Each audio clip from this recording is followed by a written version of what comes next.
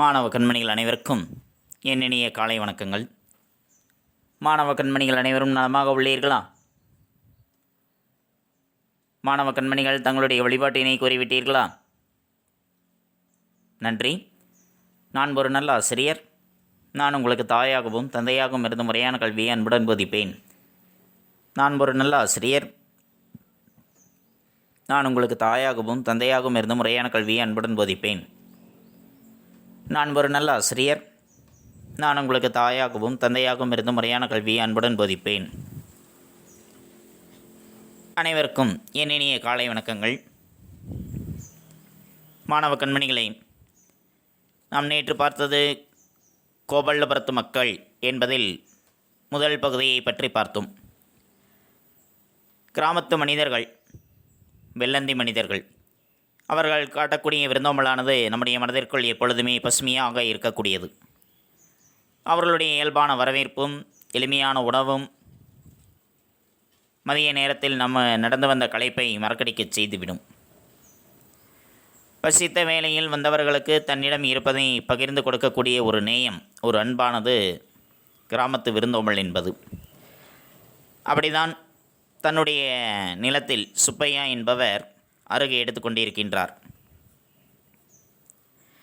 அந்த நேரத்தில் அன்னமையா ஒரு சன்னியாசியை அழைத்து கொண்டு அங்கே வருகின்றார்.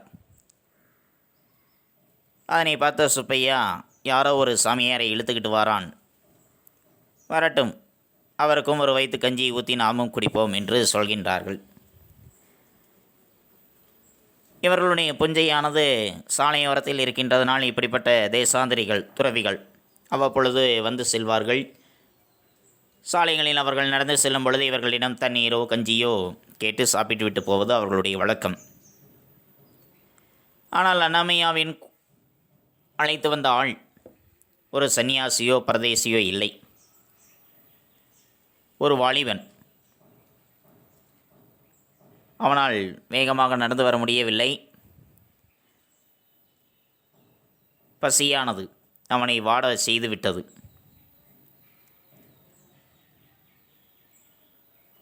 பசியினால் வாடிப்போய் விட்ட அவனுடைய முகத்தில், அவனுடைய கண்களில் ஒரு தீட்சண்யம் கவனிக்கக்கூடியதாக இருந்தது. அதனை கண்ட அன்னமையா அவரை பார்த்து ஒரு நேச புன்னகை காட்டுகின்றார். அதற்கு அந்த வாலிபன், தம்பி, கொஞ்சத்து குடிக்க தண்ணி கிடைக்குமா என்று கூறுகின்றான். உடனே அவர், பக்கத்தில் அருகெடுத்து கொண்டே இருப்பார்கள், அவர்களிடம் நீச்சல் தண்ணி இருக்கும், நான் வாங்கி கொண்டு வருகின்றேன் என்று சொல்கின்றான். வேண்டாம், நாம் அங்கேயே சென்று அதனை குடித்துவிட்டு வரலாம் என்று இருவரும் எழுந்து நடந்து செல்கின்றார்கள். நீங்கள் எங்கிருந்து வருகின்றீர்கள் என்று அவர் கேள்வி கேட்கின்றார். அதற்கு வெறும் சிரிப்பு தான் பதிலாக வருகின்றது. தான் எங்கிருந்து வருகின்றேன் என்று சொல்வதற்கு அவர் விருப்பம் இல்லை என்பதைப் போல இருந்தது அவருடைய சிரிப்பானது. ஒரு வேப்ப மரத்தினுடைய அடியில் ஏகப்பட்ட மண் கலையங்களானது வைக்கப்பட்டிருக்கின்றன. அந்த கலையங்கள் கரிசல் மண் தரையில் பாதி புதைக்கப்பட்டிருக்கின்றது. தேங்காய் பருமனுள்ள கற்களால் அந்த கலையங்களினுடைய வாயானது மூடப்பட்டிருக்கின்றது. அன்னமையா ஒரு கலையத்தின் மேல் வைக்கப்பட்டிருக்கக்கூடிய கல்லை அகற்றுகின்றார். ஒரு சிரட்டையில் காணத்துவையிலும் ஊறுகாயும் இருக்கின்றது. அதனை இன்னொரு சிரட்டையில் தட்டி அதனை சுத்தப்படுத்தி அந்த கலையத்தில் நீத்து பாகத்தை வடித்து அவரிடம் கொடுக்கின்றார். அவர் அதனை வாங்கி பருகும் பொழுது அவருடைய கண்கள் சொருகியது. அவர் அதனை அனுபவித்து குடிப்பது போல இருந்தது. கலையத்தில் இருந்த சிரட்டை வழியாக அவர் நீத்து பாகத்தை குடிக்கும் பொழுது அவருள் ஜீவ ஊற்று பொங்கி நிறைந்து வழிந்தது.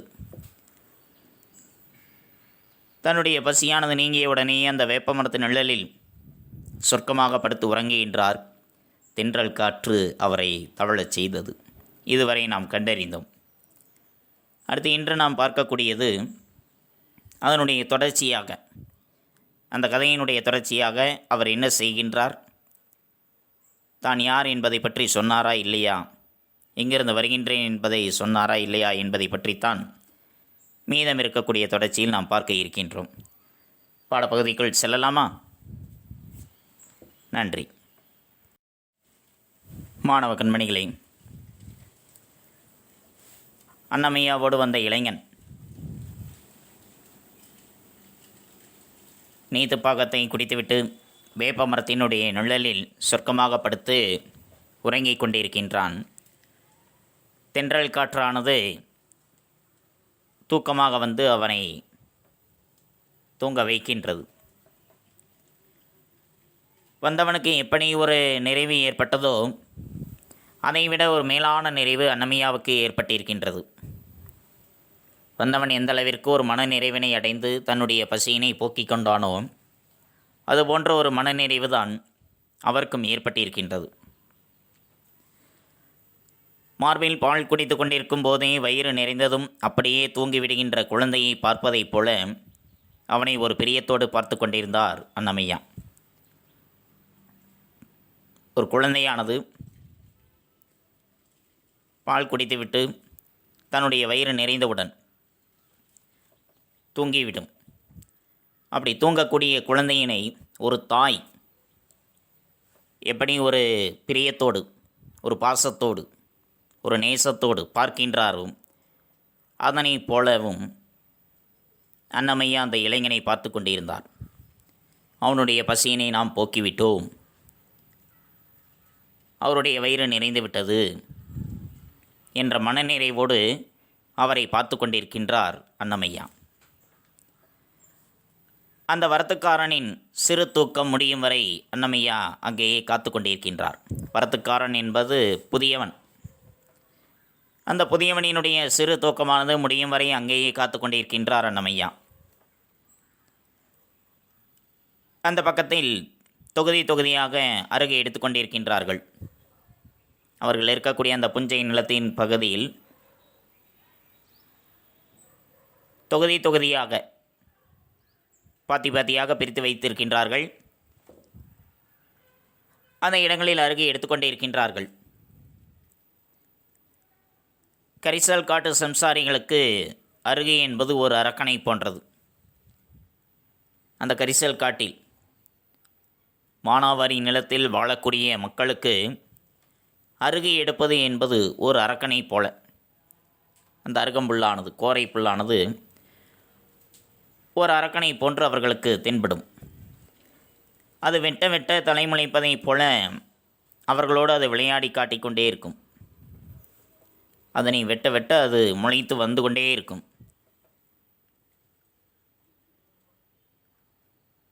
அதற்கு எல்லை என்பதே கிடையாது. அதனை நாம் மறுத்து விட்டோம் என்றால் சில நாட்கள் கழித்து மீண்டும் அது முளைத்து வளரும். இவ்வாறு அவர்களுக்கு விளையாட்டு காட்டிக்கொண்டே இருந்தது அந்த அருகம்புல் என்பது. கள்ளிக்கு ஒரு வெள்ளைப்பூச்சியை கண்டுபிடித்த வெள்ளைக்காரன் இந்த அருகையை அழிக்க ஒரு மருந்து கண்டுபிடிக்கவில்லையே என்ற கோபம் அங்கு வாழக்கூடிய மக்களுக்கு இருக்கின்றது. கள்ளிகளுக்கு கள்ளிச்செடி பார்த்திருக்கின்றீர்களா மாணவர்களே? படத்தில் நீங்கள் காண்பதுதான் கள்ளிச்செடி என்பது. இதுபோன்ற கள்ளிகள் திருகு கள்ளி, சப்பாத்தி கள்ளி என்று கள்ளிகளானது இருக்கின்றது. இந்த கள்ளிகளை அழிப்பதற்கு ஒரு வெள்ளைப்பூச்சியை கண்டுபிடித்திருக்கின்றார்கள் வெள்ளைக்காரர்கள், ஆங்கிலேயர்கள். இதனை நீக்க வேண்டும் என்பதற்காக. அதேபோன்று இந்த அருகினை அழிப்பதற்கு ஒரு மருந்தை அவர்கள் கண்டுபிடிக்கவில்லையே என்ற ஒரு கோபம் அவர்களுக்கு இருக்கின்றது. அருகே எடுக்கிறதுலேயே நம்ம வாழ்நாள் முக்கால்வாசி போயிரும் போல என்று சடைத்து புளித்து போவார் அன்னமையாவினுடைய பாட்டனார். இந்த அருகினை எடுப்பதிலேயே, இந்த களை எடுப்பதிலேயே நம்முடைய வாழ்க்கையில் முக்கால்வாசி வாழ்க்கையானது அதிலேயே போய்விடும் போல இருக்கின்றது என்று சலிப்படைந்து கொள்கின்றார் அன்னமையாவினுடைய பாட்டனார். ஏனென்றால் அந்த அளவிற்கு அந்த களைகளானது அவர்களுடைய பயிர்களிடையே ஊடி வளர்ந்து கொண்டிருக்கின்றது. அதனை எடுக்க வளர்ந்து கொண்டே இருக்கின்றது. அதற்கு ஒரு எல்லை என்பது இல்லாமல் போய்கொண்டே இருக்கின்றது. இதனை எடுப்பதிலேயே நம்முடைய வாழ்நாளில் முழுவதும் போய்விடும் போல் இருக்கின்றது என்று அவர்கள் சலித்து கொள்கின்றார்கள். எப்படி அந்த கல்லியை அழிப்பதற்கு ஒரு வெள்ளைப்பூச்சியை வெள்ளைக்காரன் கண்டுபிடித்தானோ, அதுபோல இதற்கு ஒரு மருந்தை கண்டுபிடித்திருந்தான் என்றால் எங்களுடைய வாழ்க்கை இன்னும் சிறப்பாக இருக்குமே என்று அந்த கரிசல் காட்டு மக்கள் புலம்பிக் கொண்டிருக்கின்றார்கள். அன்னமையாவினுடைய புஞ்சைக்கு பக்கத்தில் தான் சுப்பையாவினுடைய புஞ்சையும் இருக்கின்றது. இவருடைய நிலத்திற்கு அருகில்தான் சுப்பையாவினுடைய நிலமும் இருக்கின்றது. அங்கே போனால் சுப்பையாவும் இருப்பார். இவர் எழுந்ததும் அங்கே கூட்டிக் கொண்டு போவோம் என்று இவர் நினைக்கின்றார். இவர் உறங்கிக் கொண்டிருக்கின்றார் அந்த புதியவர். அவர் உறங்கி எழுந்தவுடனேயே நம்முடைய பக்கத்து நிலத்தில் இருக்கக்கூடிய சுப்பையாவினையும் அழைத்து கொண்டு சென்று அவரிடம் இவரை காண்பிப்போம் என்று நினைக்கின்றார். அந்த சமயத்தில் அந்த ஆளிடம் ஓர் அழுத்தமானது தெரிகின்றது. சரி, முழிப்பு வந்தாச்சு என்று நினைத்து பார்த்தபோது அந்த ஆளிடமிருந்து நன்றி கலந்த ஒரு புன்னகை வெளிப்படுகின்றது. சரி, ஒரு வழியா உறங்கி எழுந்து விட்டான் என்று இவர் நினைத்து பார்க்கின்றார். அப்பொழுது அந்த புதிய மனிதனிடமிருந்து ஒரு நன்றி கலந்த புன்னகை வெளிப்படுகின்றது. ஏன் நன்றி கலந்த புன்னகை? அன்னமையா அவருக்கு எந்த உதவியை செய்தார்? அவர் பருகுவதற்கு நீத்து பாகத்தை கொடுத்தார். அவருடைய உணவு தேவையை இவர் பூர்த்தி செய்துவிட்டார். அதனால் நன்றி கலந்த ஒரு புன்னகையை அவருக்கு தெரிவிக்கின்றார். எழுந்திருக்க மனசில்லாமல் படுத்துக்கொண்டே பேசினான் அந்த ஆள். அவருக்கு எழுந்திருப்பதற்கு மனசில்லை. ஏன்? எப்படி வரும்? வேப்ப மரத்தினுடைய நிழல், தென்றல் காற்று அவ்வாறு இருக்கும் பொழுது எப்படி எழுந்திருக்க மனசு வரும்?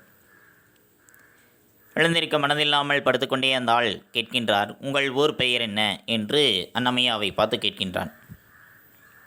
இடைச்செவல் என்று சொல்கின்றார்கள். அந்த பெயரை தெரிந்து கொண்டபோது அவனுக்கு வினோதமாக இருந்திருக்கின்றது இந்த ஊரினுடைய பெயரானது. எங்கிருந்து வர்றீங்க, எங்கே போகணும் என்று அன்னமையா அவரை பார்த்து கேட்கின்றார். நீங்கள் எங்கிருந்து வர்றீங்க, எங்கே போகணும் என்று கேட்கும் பொழுது அதற்கு சொல்கின்றார், ரொம்ப தொலைவட்டிலேருந்து வரேன். தொலைவட் என்றால் தொலைவு. ரொம்ப தொலைவிலிருந்து நான் வருகின்றேன். என் கதை பெருசு, என்னுடைய கதை பெரியது. அது இப்பொழுது சொல்வதற்கு எனக்கு நேரமில்லை. அந்த அளவிற்கு ஒரு பெரிய கதை என்னுடையது என்று சொல்கின்றான். தம்பி, உன் பெயர் என்ன என்று அன்னமையாவை பார்த்து அந்த இளைஞன் கேட்கின்றான். அன்னமையா என்று சொல்கின்றார். எவ்வளவு பொருத்தமான பெயர் என்று பாருங்கள். எந்த அளவிற்கு பொருத்தமான அந்த பெயர் அன்னமையா என்பது. பசி என்று வருபவர்களுக்கு அன்னத்தை வாரி வழங்குகின்றார் அவர். அன்னத்தை இடுபவர். அந்த பெயரை தன்னுடைய மனதிற்குள் திருப்பி திருப்பி சொல்லி பார்த்து கொண்டே இருக்கின்றார். எவ்வளவு பொருத்தமான பெயராக இருக்கின்றது இவருக்கு என்று. எனக்கு இன்று நீ இடும் அன்னம்தான் அன்னமையா என்று சொல்கின்றார். என்று இன்னைக்கு நீ இடும் அன்னம்தான் அன்னமையா. பதிலுக்கு பெயர் என்ன என்று கேட்க வேண்டும் என்று தோன்றியது போல் அன்னமையா கேட்கின்றார். உன்னுடைய பெயர் என்ன என்று நம்மை பார்த்து ஒருவர் கேட்கின்றார்கள் என்றால் நாம் அது அறியாதவர்களாக இருக்கும் பொழுது நம்முடைய பெயரை சொல்லி உங்களுடைய பெயர் என்ன என்று நாம் கேட்போம். அப்படி தான் நாம் கேட்போம். அறிவும் இல்லாத ஒருவர் சந்திக்கின்றார், பேசுகின்றோம். உங்களுடைய பெயர் என்ன என்று அவர் கேட்கின்றார். நாம் சொல்கின்றோம் உங்களுடைய பெயர் என்ன என்று. உடனே அடுத்த கேள்வி கேட்பார்கள், நீங்கள் எங்கிருந்து வருகின்றீர்கள் என்று. நாமும் சொல்லிட்டு பதிலுக்கு நாமும் கேட்போம், நீங்கள் எங்கிருந்து வரீங்க அப்படின்னு அறிமுகம் இல்லாத ஒருவரை நாம் அறிமுகப்படுத்திக் கொள்வோம். அதே போல் இவரும் கேட்கின்றார். கொஞ்சம் தயங்கிய பிறகு தன்னுடைய பெயரை சொல்கின்றார். என்னுடைய சொந்த பெயர் பரமேஸ்வரன். அந்த பெயரை இப்போதைக்கு நீ மறந்துடு. பரமேஸ்வரன்கிற பெயரை மறந்துடு. இப்போ என்னுடைய பெயர் மணி. மணினே கூப்பிடு அப்படின்னு சொல்கின்றார். நான் எங்கிருந்து வர்றேங்கிறதெல்லாம் சாவகாசமாக இன்னொரு முறை நான் சொல்கின்றேன். இன்னொரு தடவை நான் பொறுமையாக உங்கள்கிட்ட சொல்கிறேன். நான் எங்கிருந்து வர்றேன், என்னுடைய கதை என்ன என்பதை பற்றி. இப்போ நாம் எங்கே போகணும் அதை சொல்லு அப்படின்னு கேட்கின்றார். என்னுடைய கதையை பற்றி, என்னுடைய ஊரை பற்றி மீண்டும் ஒரு முறை நான் உனக்கு சொல்கின்றேன். இப்பொழுது என்னுடைய பெயர் மணி, அதை மட்டும் நீ நினைவில் வைத்துக்கொள். என்னுடைய சொந்த பெயர் தேவையில்லை, அது பரமேஸ்வரன், அதை மறந்துடு. இப்போ என்னுடைய பெயர் என்ன? மணி, அது மட்டும் ஞாபகத்தில் வைத்துக்கொள். இப்போ நாம் எங்கே போகணும் என்று அவர் கேட்கின்றார். அந்தோ அங்கே என்று கை காட்டுகின்றார். அதோ அங்கே போகணும். அங்கே என்னுடைய நண்பன் சுப்பையா என்று அவனுடைய பெயர், கல்லூரியில் படிக்கின்றான். விடுமுறைக்காக இங்கே வந்திருக்கின்றான். அவனுடைய பிஞ்சையிலும் அவனுடைய புன்சை நிலத்திலும் அருகெடுக்கின்றார்கள். அவனுடைய புன்சை நிலத்திலும் களை எடுக்கின்றார்கள். அங்கே போகலாமா என்று கேட்கின்றார். யார்? அன்னமையா கேட்கின்றார் அந்த இளைஞனிடம். மணியிடம் கேட்கின்றார். எங்கே போகலாம் என்று? சுப்பையாவினுடைய பிஞ்சைக்கு. சுப்பையா யார்? அன்னமையாவினுடைய நண்பர்.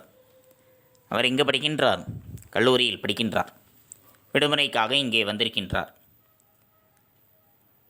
அவருடைய பிஞ்சை நிலத்திலும் மறுகெடுக்கின்றார்கள். அங்கே போகலாமா என்று கேட்கின்றார்.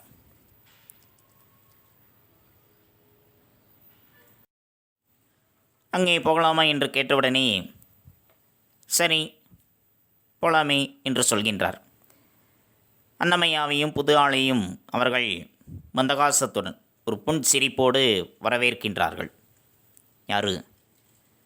சுப்பையாவும் அவனோடு இருக்கக்கூடிய மற்ற ஊர் மக்களும். புதாளை அவர்கள் தங்களோடு உண்ணும்படி உபசரிக்கின்றார்கள். அவர் புதியவர், மணி. அவரை எங்களோடு உணவு உண்ணுங்கள், நாங்கள் இப்பொழுது உணவு உண்கின்றோம், நீங்களும் வாருங்கள் எங்களோடு சேர்ந்து உணவை உண்ணுங்கள் என்று உபசரிக்கின்றார்கள். மணியும் அவர்களோடு சேர்ந்து வட்டத்தில் அமர்ந்து கொள்கின்றார். கையை கழுவிக்கொள்ள வேண்டும் என்று அவருக்கு தோன்றியது. சாப்பிட வேண்டுமென்றால் சாப்பிடுவதற்கு முன்னால் கைகளை நன்கு சுத்தப்படுத்த வேண்டும். கைகளை நன்கு தூய்மைப்படுத்திய பிறகுதான், நன்கு கழுவிய பிறகுதான் உணவினை உண்ண வேண்டும். அதுதானே நம்முடைய முறை. இவருக்கும் அது தோன்றியது.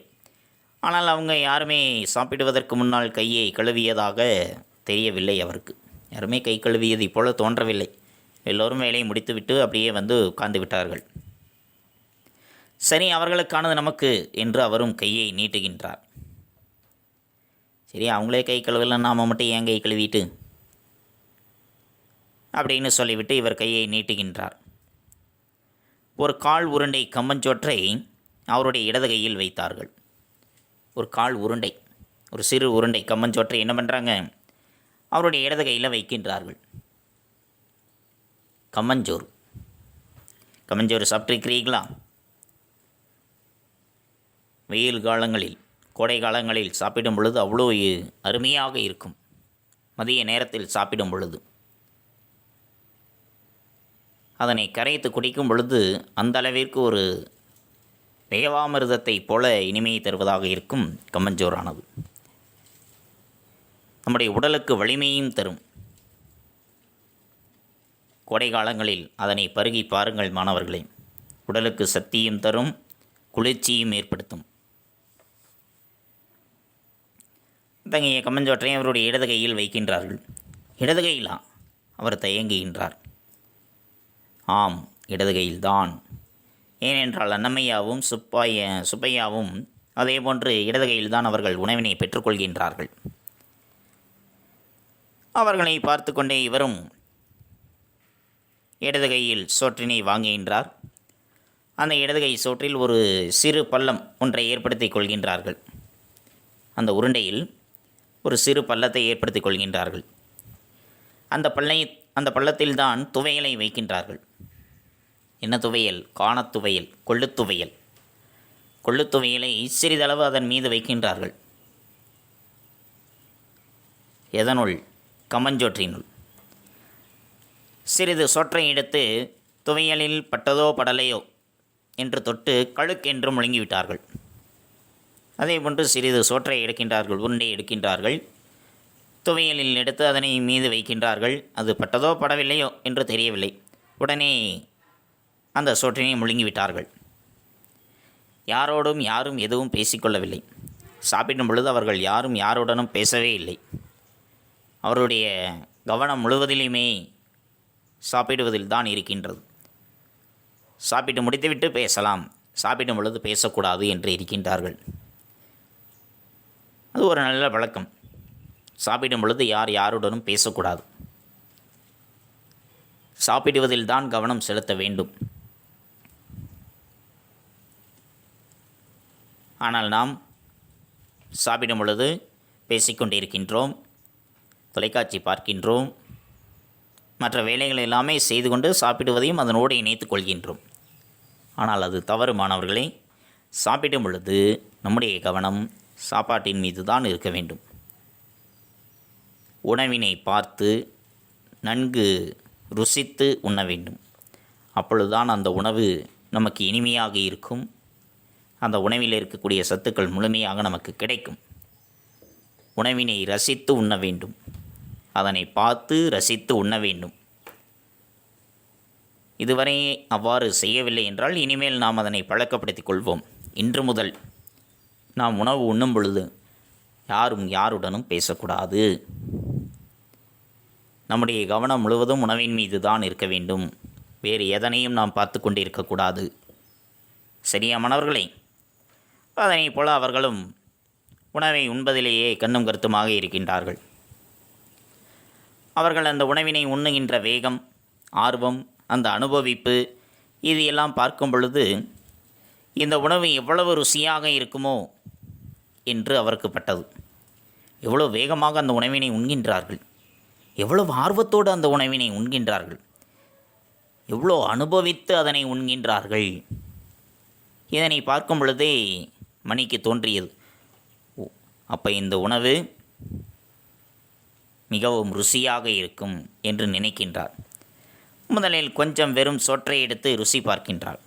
ஏனென்றால் அவர் கம்பஞ்சோற்றை பார்த்ததில்லை போல இருக்கின்றது.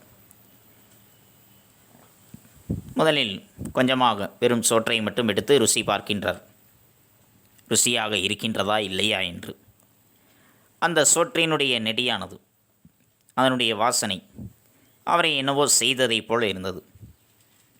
சரி, துவையோடு கொஞ்சம் சேர்த்து சாப்பிடலாம், சாப்பிட்டால் கொஞ்சம் பரவாயில்லை என்பதைப் போல அவருக்கு தென்பட்டது. அந்த கடுமையான பசியிலும் அவரால் அரை உருண்டைக்கு மேலே சாப்பிட முடியவில்லை. ஏனென்றால் அந்த உணவு அவருக்கு பிடிக்கவில்லை போல் இருந்தது. கடுமையான பசி இருந்தாலும் அரை உருண்டைக்கு மேல் அவரால் சாப்பிட முடியவில்லை. அன்னமையாவும் சுப்பையாவும் ஆளுக்கு ஒரு உருண்டை தான் சாப்பிடுகின்றார்கள். சாப்பிட்டு முடித்த பிறகு என்ன செய்ய வேண்டும்? கைகளை கழுவ வேண்டும். ஆனால் அவர்கள் அங்கு இருக்கக்கூடிய மண்ணினால் தங்களுடைய கைகளை சுத்தப்படுத்தியதை பார்த்து அவரும் அதே போல மண்ணை எடுத்து கைகளில் தேய்த்து சுத்தப்படுத்திக் கொள்கின்றார். ஏனென்றால் அவர்கள் எந்த நிலத்தில் இருக்கின்றார்கள்? புஞ்சை நிலத்தில், மானாவாரி நிலத்தில், மழையை சார்ந்து வாழ்கின்றவர்கள். தண்ணீரை வீணாக்கக்கூடாது என்று நினைக்கக்கூடியவர்கள். அதனால் மண்ணை எடுத்து கைகளில் தேய்த்து தங்களுடைய கைகளை சுத்தப்படுத்திக் கொள்கின்றார்கள். மணியும் அவர்களைப் போலவே மண்ணை எடுத்து கைகளில் தேய்த்து சுத்தப்படுத்திக் கொள்கின்றார். அவர்கள் அனைவரும் சாப்பிட்டு முடித்ததும் கொஞ்சம் ஓய்வாக உட்கார்ந்து ஊர்க்கதைகளை பேசுகின்றார்கள். உண்ட உணவு செரிமானமாக வேண்டும் அல்லவா? அதனால் ஓய்வு வேண்டும் என்பதற்காக உட்கார்ந்து ஊர்க்கதைகளை பேசுகின்றார்கள். ஒரு சிலர் வெற்றிலை பாக்கு போடுவதற்காக சுண்ணாம்பு கேட்பதற்காகவும் தீப்பெட்டி கேட்பதற்காகவும் பக்கத்தில் இருக்கக்கூடிய கூட்டத்தினரிடம் போகின்றார்கள். மீண்டும் மணி திரும்பவும் படுத்து அமைதியாக கண்களை மூடி மறுபடியும் தன்னுடைய உறக்கத்தினை தொடங்குகின்றார். இதுதான் இந்த கதையினுடைய முடிவு. இதன் பிறகு இந்த கதையினை பற்றி நாம் தெரிந்து கொள்ள வேண்டுமென்றால் கி ராஜநாராயணன் அவர்கள் எழுதிய கோபல்லபுரத்து மக்கள் என்ற புதினத்தை நாம் படிக்க வேண்டும். அந்த புதினத்தின் வாயிலாக அங்கு வாழுகின்ற அந்த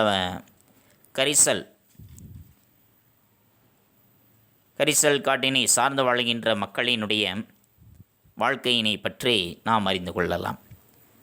புரிந்ததா மாணவர்களே? நன்றி. மாணவ கண்மணிகளே, இதுகாரம் நாம் கண்டறிந்தது கோபல்லபுரத்து மக்கள் என்ற புதினத்தில் அடுத்த பகுதியை கண்டோம். அந்த புதியவர் அவர் உறங்கிக் கொண்டிருக்கின்றார். அவர் உறங்கி எழுந்ததும் பக்கத்தில் இருக்கக்கூடிய தன்னுடைய நண்பரினுடைய புஞ்சை நிலத்திற்கும் அழைத்து செல்வோம், அங்கே சுப்பையா இருப்பார், அவரிடம் கூட்டிக் கொண்டு போகலாம் என்று இவர் நினைக்கின்றார். அவர் எழுந்த பிறகு இந்த ஊரினுடைய பெயர் என்ன என்று கேட்கின்றார். அவருடைய பெயரை கேட்கின்றார். அன்னமையா என்று சொன்ன உடனேயே பதிலுக்கு அவர் திருப்பி கேட்கின்றார், உங்களுடைய பெயர் என்ன என்று. என்னுடைய பெயர் பரமேஸ்வரன், ஆனால் அதை மறந்துடு, இப்பொழுதுக்கு மணினே என்னை கூப்பிடு. நான் எங்கிருந்து வரேன் என்பதையெல்லாம் பிறகு மீண்டும் ஒருமுறை நான் உனக்கு சொல்கின்றேன். இப்போ நாம் எங்கே போகலாம் என்று கேட்டபொழுது, அதோ பக்கத்தில் என்னுடைய நண்பர் இருக்கின்றார், அவருடைய இடத்திற்கு நாம் போகலாம் என்று சொல்கின்றார்கள். அங்கே அன்னமையாவையும் அந்த புதிய நபரையும் அங்கே இருப்பவர்கள் வரவேற்கின்றார்கள். தங்களோடு உணவு உண்ணும்படி உபசரிக்கின்றார்கள். அவர்கள் அமர்ந்து உணவை உண்கின்றார்கள். ஆளுக்கு ஒரு கால் உருண்டை கம்மஞ்சோற்றை வைக்கின்றார்கள். அந்த சோற்றில் ஒரு சிறு பள்ளத்தினை தோண்டி அதில் துவையலை வைத்து உணவை உண்கின்றார்கள். உணவு உண்ணும் பொழுது யாரும் யாரோடும் பேசவும் இல்லை. உணவை உண்பதிலேயே அவர்களுடைய முழு கவனமும் இருக்கின்றது. சரி, அந்த உணவு சுவையாக இருக்கும், ஏனென்றால் அவர்கள் அனுபவித்து உண்கின்றார்கள், ஆர்வத்தோடு உண்கின்றார்கள் என்று நினைத்து இவரும் ருசி பார்க்கின்றார். ஆனால் அவரால் அரை உருண்டைக்கு மேலே சாப்பிட முடியவில்லை. சாப்பிட்டு முடித்த பிறகு அனைவரும் மண்ணினாலேயே தங்களுடைய கைகளை சுத்தப்படுத்திக் கொள்கின்றார்கள். இவரும் அதை போல சுத்தப்படுத்தி கொண்டு திரும்பவும் ஓய்வாக படுத்து கண்களை மூடி தன்னுடைய உறக்கத்தினை தொடங்குகின்றார் மணி. இதுவரை நாம் கண்டறிந்தோம். புரிந்ததா மாணவர்களே? அடுத்து நாம் காண்பது பாடப்புத்தகம் படித்தல். பாடப்புத்தகம் படித்தல் பக்கம் எண் 60 மற்றும் 61. பக்கம் எண் 60 கரிசல் இலக்கியம் என்பதில் ஆரம்பித்து பக்கம் எண் 61 வட்டார வழக்கு சொற்கள் வரைக்கும் மாணவ கண்மணிகள் பாடப்புத்தகம் படித்தலாக எடுத்துக்கொண்டு படிக்க வேண்டும். எழுந்து நின்று உறக்கப்படியுங்கள். தங்களுடைய படித்தல் பயிற்சியினை சற்று மேம்படுத்திக் கொள்ளுங்கள். அடுத்து நாம் காண்பது வீட்டுப்பாடம். வீட்டுப்பாடம் பக்கம் எண் 66. பக்கம் எண் 66 நெடுவினா, இரண்டாவது நெடுவினா. அன்னமையா என்னும் பெயருக்கும் அவரின் செயலுக்கும் உள்ள பொருத்தப்பாட்டினை கோபல்லபுரத்து மக்கள் கதைப்பகுதி கொண்டு விவரிக்க என்பது. அதற்குரிய விடையானது உங்களுடைய கோனார் தமிழ் உரையில் பக்கம் எண் 86 இடம்பெற்றுள்ளது. பக்கம் எண் 86 எடுத்துக்கொள்ளுங்கள். எடுத்துக்கொண்டீர்களா? அதில் இருக்கக்கூடிய நெடுவினா, அன்னமையா என்னும் பெயருக்கும் அவரின் செயலுக்கும் உள்ள பொருத்தப்பாட்டினை கோபல்லபுரத்து மக்கள் கதைப்பகுதி கொண்டு விவரிக்க. அந்த வினாவுதான்.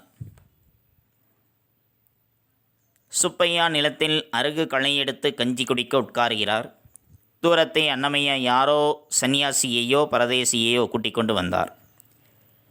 சுப்பையா அவர்களை எதிர்நோக்கி வரட்டும், ஒரு வயிற்று கஞ்சி ஊற்றி நாமும் குடிப்போம் என காத்திருக்கிறார். அன்னமையாவுடன் வந்தவர் சன்னியாசியோ பரதேசியோ அல்ல, வாலிபனே.